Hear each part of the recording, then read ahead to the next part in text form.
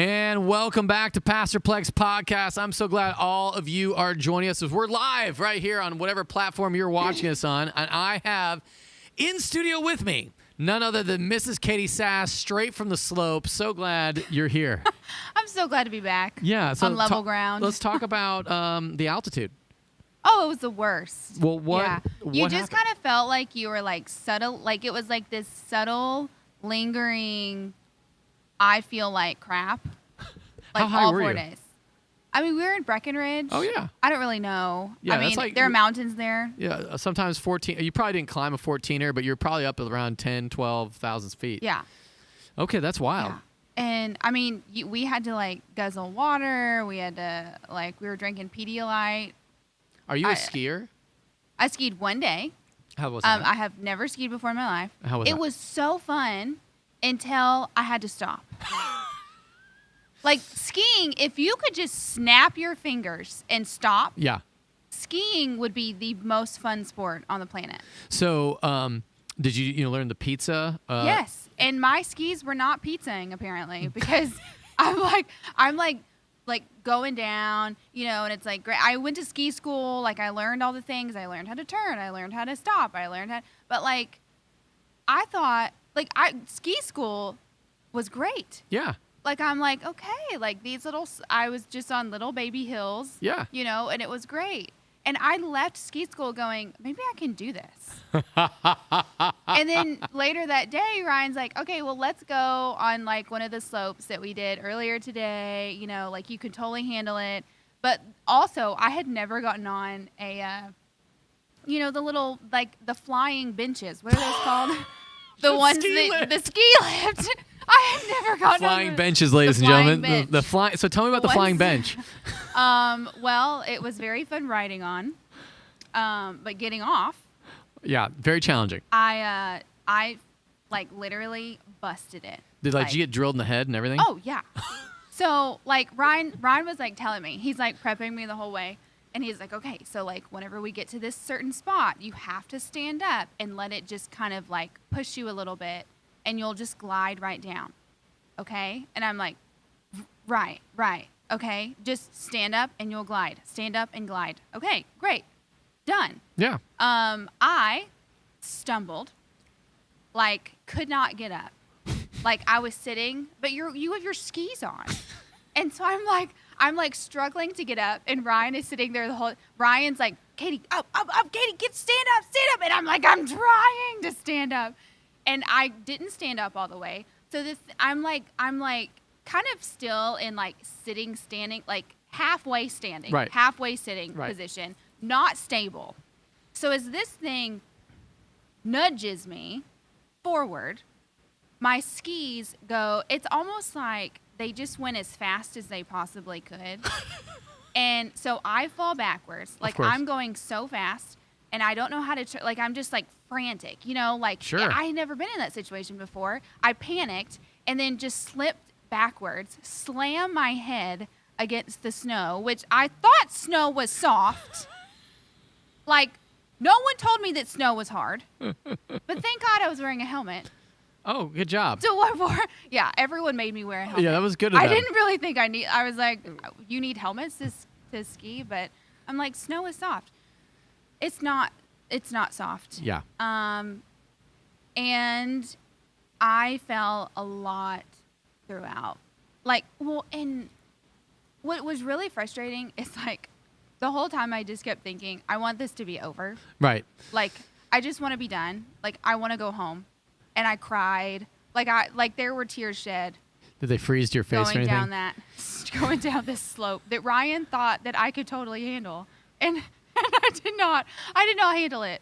And like all the, the like medic people that drive by on their like fancy little snowmobiles, like ski cars, whatever they're called. And like they're like gliding down, and Christine is with me. Yeah. And Christine Your is sister-in-law. she's a hardcore, like, dude, you got to get up. Like, just get up. And, okay, you can do this. Like, the faster you get down, the sooner it's over. And I'm sitting there crying, like, I can't do this. I just want to go home. And she's like, Katie, you have to get up and go. Like, get down the slope and it's over. And I'm like, wait, you know the sticks, Yeah. like the poles that you have to carry. So I'm like waving my poles in the air as the medics drive by, and they're like, "Hey, are you okay?" And I'm like, "I need help." And Christine's like, "Oh my gosh, Katie, no, don't call them over here." And I'm like, "Please help me." And did they come? They came over, and I'm thinking, "Thank God they're gonna rescue me." And they're like, "What? Are you okay? What's going on?" And I'm like, "I can't get up." And, and they're like, "Oh, okay." And I was like, "Can I have a ride?" And they're like, "We can't actually like You have to be give actually you a hurt. ride." Yeah, he's like, "We can't give you a ride down." What, the do you know what kind of slope it was? It was green, blue, or black? Green. It was green. Yeah. It was the easy. Like apparently it was the easiest one. And I'm like, Ryan's like, I thought you could do it. And I'm like, well, and like I had to learn how to ride one of those in ski school. It's it's called the magic carpet Yeah. or whatever, Mhm. like where you get on it and it moves. It's Yeah. like a flat escalator, I guess. Right. I don't know.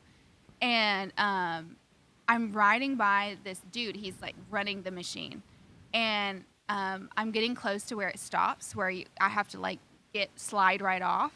And I'm like, holy crap, I think I'm going to fall. And the dude working it's like, no, you're going to be fine. You're going to be fine. You're not going to fall. And I looked at him and I said, I think you're underestimating my ability to fall. And I almost fell. So, but otherwise, it was beautiful. And, you know, I fell a lot. And it was really fun going fast, but it wasn't fun having to stop after going fast. Yeah. And like, I was just glad it was over. So, ever going to go skiing again? Probably not. Yeah. All right. No, Like- no remedial ski school for you. No, take me to the beach. Yeah, absolutely. So, Like- mountains or a beach girl? You're a beach girl. Yeah, I'm a mountains girl if I get to like sit inside and have coffee and look at the mountains Yeah. from the indoors. Right. Yeah. Yeah. Okay. All right. Well, I don't even know how to move on from there other than that was amazing.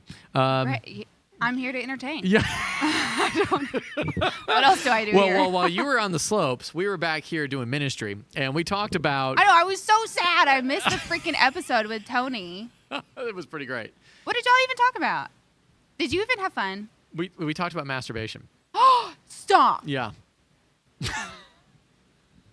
But we're gonna move on from that subject. We covered it completely. That's so annoying. I know. What All right, is- so we're going to talk about now we're going to talk about Jesus, and he was born in a manger. All right, so the story goes that you've got Caesar Augustus sends out a decree, and there is a bit of an issue that a lot of people, and I want to know if this affects you when I talk about this. So Caesar Augustus, the emperor of the time, sends out a decree that all the world should be registered. And it was done during the time when Quirinius was governor of Syria. Now, most people think that Quirinius, scholars think, you know, we know how reliable they can be. And I don't want to put any, like, I don't want to put shade on scholars if they're, like, wrong all the time. But so what the scholars do is they put, they say from about 6 AD, 7 AD is when Quirinius started his reign as governor of Syria, which is fine. The problem comes is that King Herod died in 4 BC. And we know from the Matthew account that King Herod was a pretty much crucial part of the Magi story. In fact, that's what we're talking about this week. And so they look at this and they say, the skeptics say, you can't trust the Bible because Luke is wrong. He has either the wrong people or the wrong dates or the wrong whatever.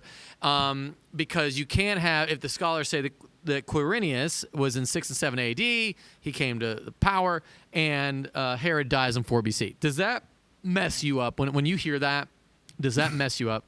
No. I didn't think so. No. Why not? This is why I love your perspective on this, because I think it's healthy.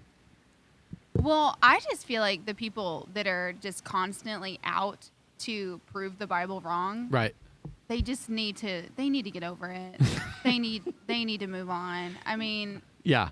Well, so, and I appreciate that, because what you're saying is like, just because someone presents me with facts, and I put facts in air quotes, that seemingly contradict the Bible doesn't mean necessarily that they are true or that the Bible is wrong.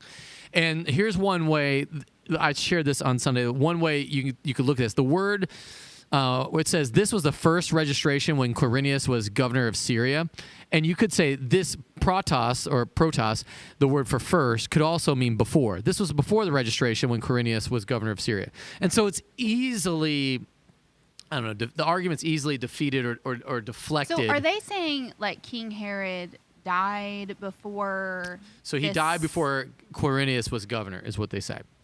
And so, okay, but what does that have anything to do with? So if Jesus is born when Quirinius is governor, but King Herod, he was born also when King Herod was king of Judea, that's a problem because he dies in 4 BC and Quirinius doesn't take over till 680. So that's an 8-year or 10-year span. 10-year span of no headship? They're not the same time, same place. So if Quirinius was at 6 BC, it'd be perfectly fine, and you could, because 6 BC, 4 BC, that all makes sense. You know, King Herod dies in 4 BC is what our scholars say, but he had to be alive for him to persecute Jesus, try to kill him, right? When the Magi come with the dream, right? And so Quirinius, who is governor of Syria, doesn't show up till 10 years later. That's problematic, if that's true. But this is the problem where either that could be true, that Quirinius does show up 10 years after Herod dies, and if you interpret, it's clearly done many times. This was before the registration when Quirinius was governor. That 10 years before, that's fine, that works. Or scholars could have been wrong. There's many ways to look at it. I just feel like this is unnecessarily confusing. Yeah, I think what happens for I think people who are skeptical of the Bible, to your point, they're looking to find a way that this is not true, and I'm not saying that everybody that's like a critical scholar of the New Testament is looking to find the Bible disproved. It's just that when they come across facts, it's like when you're trying to write something or interpret something or put something together that happened like so long ago, of course there are probably going to be some like gaps, couple mistakes, sure, like a couple of things. Right. And what we would say as Christians is that we believe the Bible is true and everyone else is probably wrong. And wrong by 10 years in 2,000 years ago is not that far off. Right. But even if that's true, that Quirinius doesn't take over till 6 and Caesar doesn't take over, Herod dies in 4 BC, the problem the problem is fixed by, this was before the registration when Quirinius was governor, and so there was a basis for taxing everybody to go to their own hometown around 680. Now, this is where the only problem with that, though, is that we talk about are we losing listeners right now? We might be, but I think people care. Okay. The problem with it is that you've got, what about Joseph and Mary? They went to be registered, so you can't say it's before the registration, but this is the taxing time before Quirinius came into power. So anyway, all that to say, it's solvable by just letting the text speak for itself, and it doesn't deny that Jesus is real. It doesn't deny Jesus is real, and you can find a historical basis for it with the words that we have to. I don't want to say work around as if we're like being shifty with history, but rather it's like anything. When you take a bias into something, then you automatically go, oh, well, this must not be true. Here's the facts. They don't point to this. But if your bias is, because we don't have no one here is unbiased, but if you go, oh, this is God's word, it must be true, and then so therefore here are the facts I'm presented. Let me fit it into the truth that I know. Anyway, so that's probably enough on that. But one of the things we talked about was that God brought together a pagan king to send Jewish peasants to the city of their birth, which then fulfilled prophecy from hundreds of years before. I mean, this is sort of wild. And I think the part that excites me is that God puts the emperor into a bit role, and the primary figures of history become two peasants, which sort of flips the script on who's important. And I think sometimes, and this is the part that I think I would love to get your take on this, you can get mad at people in power, whether it's governmental or it's family, or especially with Christmas and the holidays come around, you can get mad at people who have ability to affect your Christmas, and then you make them the sovereign. And what I mean sovereign is they're in complete control of your happiness, as opposed to God. It was probably annoying, and this is the part I think it was probably annoying for Mary to be in her third trimester, to have to go by donkey. I don't know if she went by donkey or she walked, but to go 35 miles walking in the third trimester, and be exhausted and be irritated because some king put on a taxation, a registration of taxation. Like, how would you feel if you were Mary in that position? You're 33, 34 weeks pregnant, and now you have to go make a 3-week journey. I would not be thrilled. Yeah. And you probably, like all of us, would complain about that emperor. He's a blah, you probably fill in all the blanks there. And I think that's the struggle that she's facing. But what I want the whole congregation and everyone listening to see is that God was in control of that inconvenience. And in fact, that inconvenience was for the good of God's purposes, for the baby to be born in Bethlehem, to fulfill Scripture, to then further give evidence for that this is the Son of God. So there you go.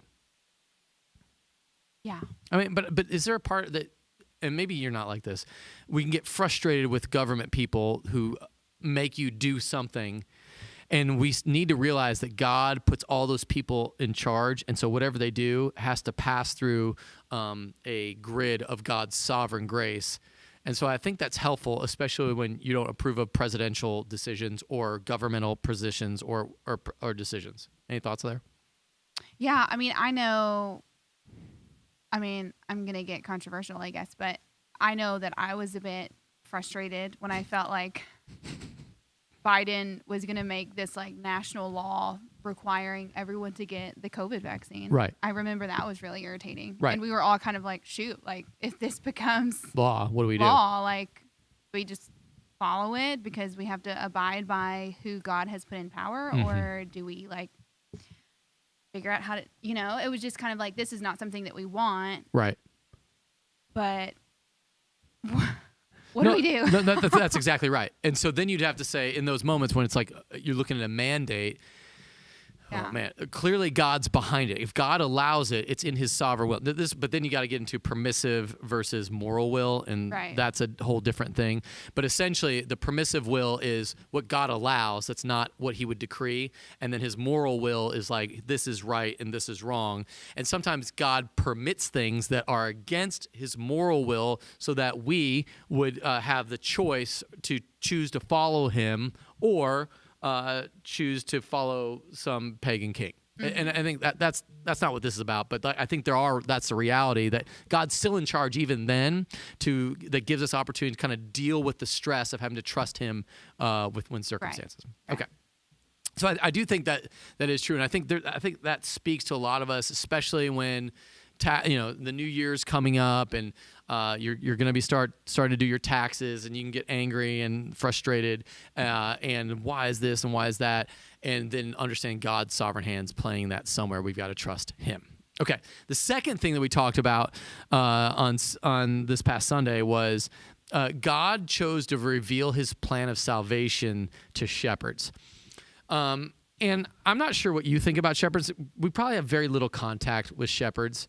But if I put it into context, maybe this might be easier for you to understand. Have you ever heard the term gypsy? Is that a familiar thing for you? Yeah. When you think gypsy, do you think someone you can trust? No. And so shepherds were nomadic. So they would show up in one area, then the next thing you know, they're in a different pasture somewhere else. And so anytime you're nomadic, in general, you don't trust them because I make you a promise, I got you, and then that person, you never see him again. And so that's sort of the reputation they had. Now, God has always had a fond, he's had affection for shepherds. Abraham was a shepherd. Isaac Jacob, they were all shepherds. So shepherds.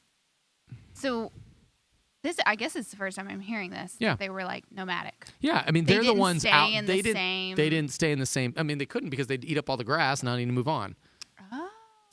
And then you think about it too. It's like, they're they the people who go like, my dog is my friend. I do better with my dogs than people. They were most likely like that. They didn't do well with people, and they probably preferred to be out with the Just sheep. Be watching the sheep. Yeah, but to be fair, all of the heroes of the Bible at one time were shepherds. So you've got Abraham, Isaac, Jacob, David. Joseph, David, Moses. Everybody was a shepherd at one point.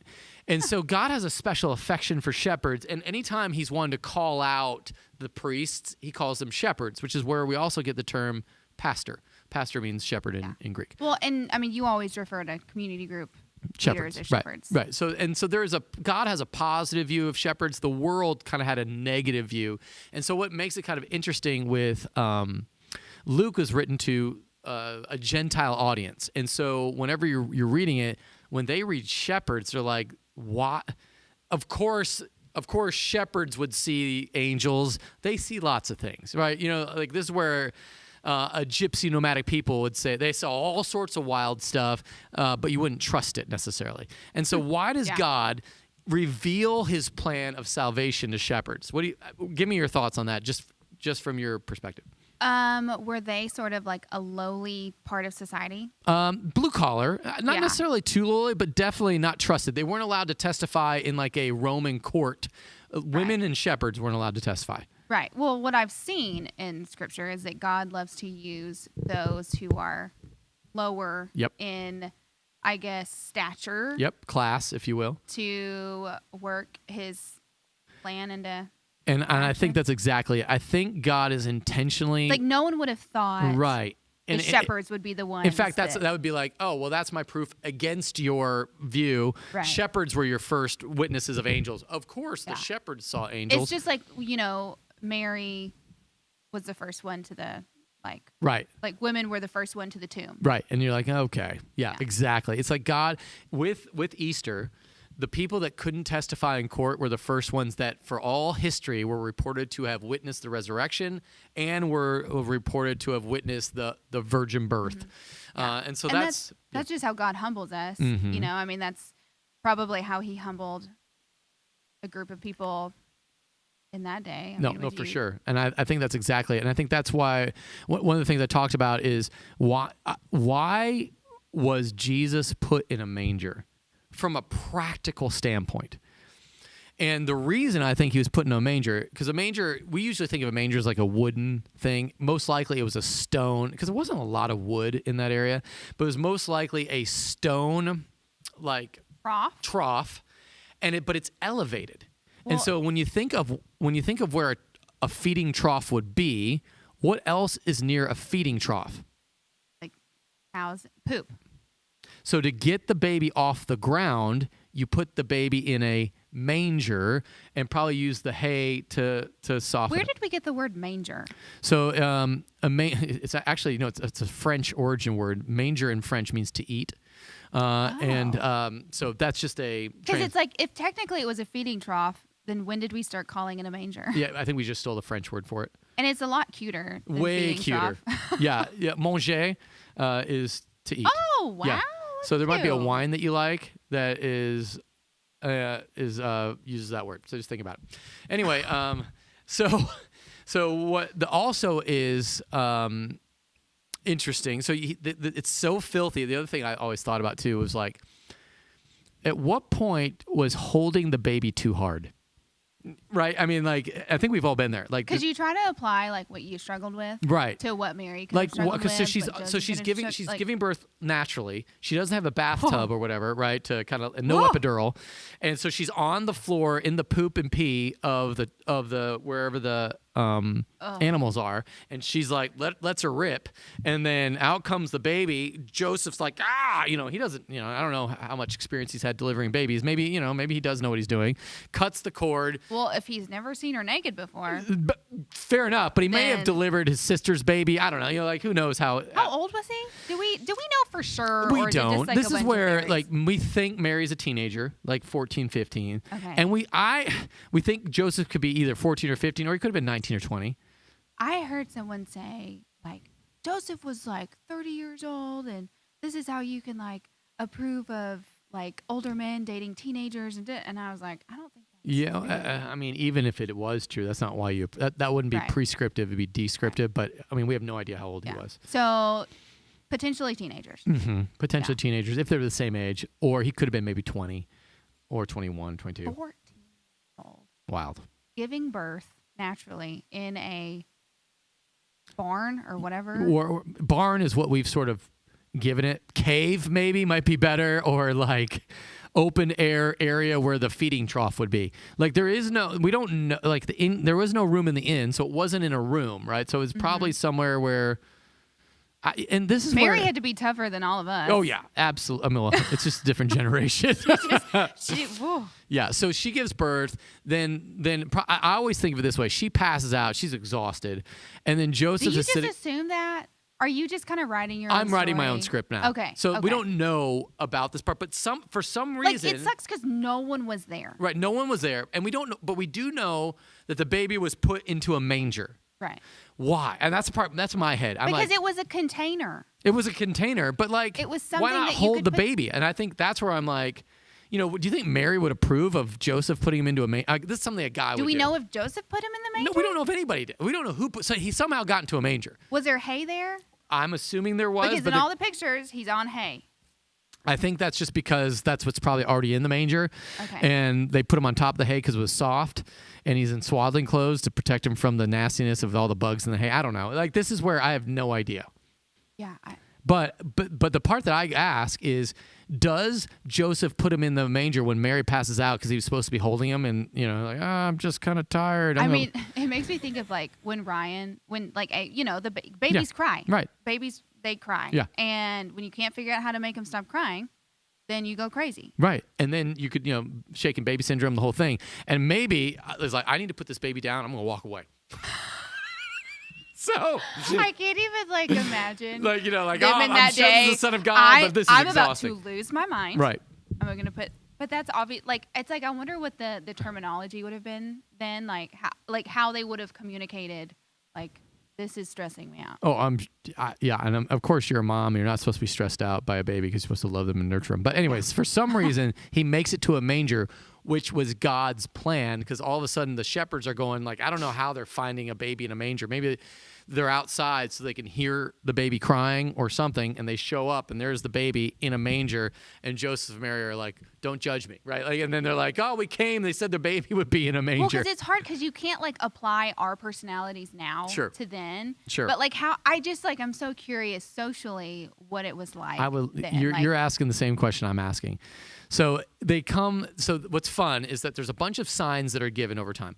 So first, the first sign given is that Zechariah would be deaf and mute until the baby would be born, and that's how they knew that John would be the forerunner to the Christ.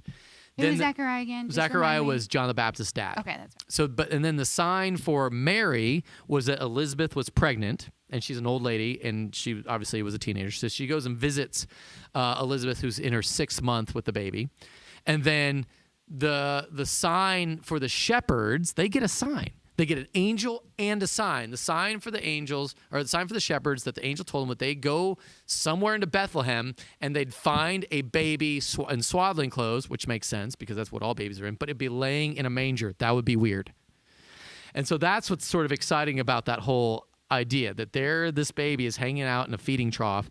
And I just love that story. All right, so then here's what I thought was even more cool. The shepherds got an angel, okay? They got an angel with the message, like, good news, great joy. Oh, didn't they freak out at first? They freaked out. In fact, the word used there is megaphobia. They were mega afraid, megaphobia. Oh. And they freak out. And and this is the reason why it's like, shepherds, although they were doing a God honoring, serving their country, they were not exactly the most righteous, clean people. Like their language is probably a little bit more vulgar than most because they're out with sheep all day. And they're not super civilized. And I can imagine when the angel shows up, they freak out because their sin is exposed. Like it's like this. I don't know if I know you probably have never sped before, but if you're driving really fast and then all of a sudden you see a cop, you're like, and you slam on the brakes. Yes. That's probably what it felt like for them. Oh crap, we're screwed. But how did angels appear? They just poof appeared. They didn't like come down from the sky. It wasn't like, hey guys, we're coming down. I'm sure it was. There's multiple. Like a mystical floating. Well, it says the glory of the Lord shone all around them, whatever that means. So it just appeared glowing. Yep. And then it came. Did he stop glowing for a second? No. In fact, it got even crazier with a multitude glowed? of angels showed up and started saying. We don't know if they sang or said, "Glory to God in the highest, and on peace." I've always wondered that. Earth peace toward whom his favor rests. Like angels, they were glowing. I don't know what glory means. Glowing is what, Shekinah glory kind of feels like it glows. Like, how in movies when like an angel appears, it just looks like a normal person. Like, sure, or it depends on the movie. Sometimes they glow. Oh, that's true. Yeah. I don't know. So that part we don't know. But what we do know is that these shepherds get an angel that comes and directly tells them. And if you got an angel that said, and this is where skeptics are like, how come I don't get an angel? Everybody else hears the good news and they wonder at what had the shepherds told them. They're like blown, that blows their mind. And they have the job, shepherds who don't talk to people that often, they're like nomadic. They had the job, and they're probably doing it really poorly, and they're like cussing somebody out, like, you're not going to effing believe. This is me conjecturing. I don't know. Yeah, I'm like, wait, I don't think that's how they talk. That's not in the Bible, but I just I'm like, how would they have put it, right? Like, how would they have been like, you're not going to believe what happened. Yeah. The angel came, and they're like, nah, shepherds, there they are. But the way that God entrusted the story of good news was through shepherds to tell about the Messiah being born. Isn't that hilarious? And again, I think this is where the shepherds get angels and that all we get are shepherds. In fact, over the years, it's just, I don't know how many people got, I'm sure some people get angels and some people get dreams, all that, but most of us get another shepherd sharing the good news of Jesus Christ. And they're sometimes not theologically correct, and they're just, they're all over the place, and you're just like, how in the world? Which kind of made me feel good as a pastor. Like, that's sort of my job, is to communicate the supernatural event comes through me, and I train, and I'm really working hard to communicate it really well. But the first shepherds had zero theological training, most likely. They just got an angel that told them the words, and they just shared it. And I think that's why the testimony of someone is super powerful, that they had an experiential thing, that it was memorable enough for Luke to go, let me write that down. And Mary's the one that treasured up in her heart. She probably communicated that to Luke. Pretty powerful stuff. Yeah. How did Luke, who told Luke what? So Luke interviewed a bunch of people. So when you read Luke 1, it says, hey, most excellent Theophilus, many have taken the job of writing an account of what happened, and so I too have taken it. And he's acknowledging that other stuff out there about Jesus is written. He wanted to write an orderly account. Like, he wasn't there. He's just saying, here's here's my documentary of the Jesus. Yeah. All right. That to me moves me. So the thing what I challenged everybody is, what will you do with God's plan? Will you whine at the people who are in charge that God is clearly using to execute his plan? Are you going to think that you're too small or not that important enough to be like, oh, I'm just a shepherd.